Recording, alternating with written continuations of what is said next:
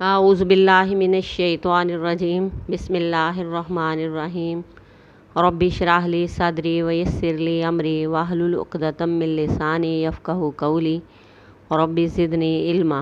سورہ بقرہ کی آیت نمبر 129۔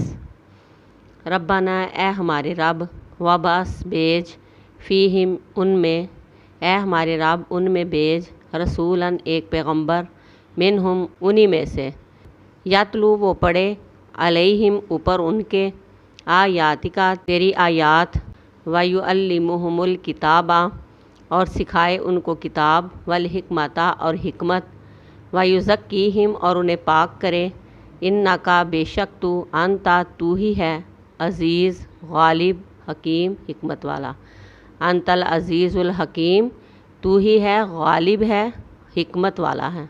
حضرت ابراہیم علیہ السلام دعا کر رہے ہیں کہ اے ہمارے رب ان میں سے ایک رسول اٹھانا۔ پہلے ابراہیم علیہ السلام نے ایک امت کی دعا کی کہ میری اولاد میں سے ایک امت ایسی پیدا کر جو تیرے دین کی پیروکار ہو، کیونکہ اگر عبادت کے لیے علم ضروری ہے تو علم حاصل کرنے کے لیے ایک معلم بھی ضروری ہے۔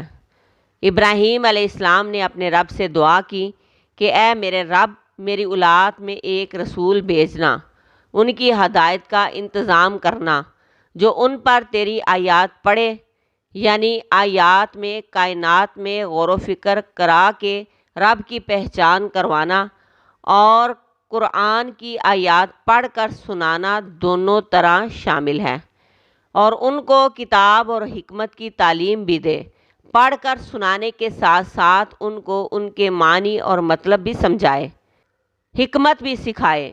حکمت یہ کہ قرآن کے علم کے ساتھ ساتھ جو اللہ کے حکم کے پیچھے مقصد ہے وہ بھی بتائے۔ اس لیے آپ صلی اللہ علیہ وآلہ وسلم جب بھی کوئی بات سمجھاتے تو صرف حکم ہی نہیں دیتے بلکہ اس بات کو حکمت کے ساتھ سمجھاتے۔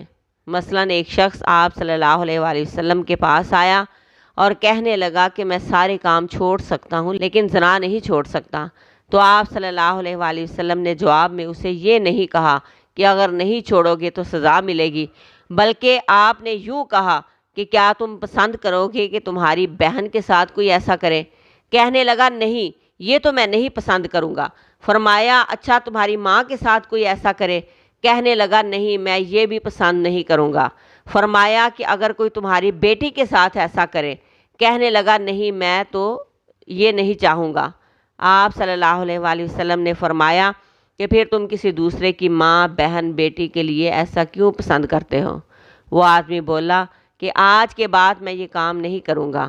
آپ صلی اللہ علیہ وآلہ وسلم نے اسے حکمت سے سمجھایا، اس کو اس برائی کی قباحت بتائی۔ ایسی بہت سی مثالیں ہمیں احادیث سے ملتی ہیں۔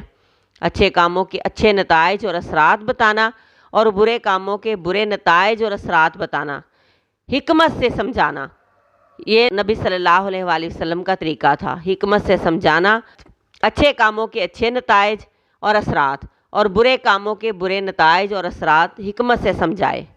اللہ تبارک و تعالیٰ نے حکمت اور دانائی کو آپ صلی اللہ علیہ وآلہ وسلم کے قلب مبارک پر اتارا، پھر آپ صلی اللہ علیہ وآلہ وسلم نے لوگوں پر اسے واضح کیا، یعنی کتاب کے ساتھ ساتھ حکمت کو بھی اتارا۔ پھر فرمایا کہ انہیں پاک کرے، یعنی صرف تعلیم ہی نہ دے، ساتھ میں تزکیہ نفس بھی کرے، شرک اور برے اخلاق سے دل کی صفائی، دماغ کی صفائی، روح کی صفائی، اخلاق کی صفائی، یعنی بہترین اخلاق اور آداب سکھائے۔ پھر فرمایا بے شک تو بہت زبردست اور خوب حکمت والا ہے۔ جو انسان اللہ کے کلام کو سیکھے گا، عمل بھی کرے گا اور تزکیہ نفس بھی کرے گا، اسے عزت بھی ملے گی اور حکمت بھی۔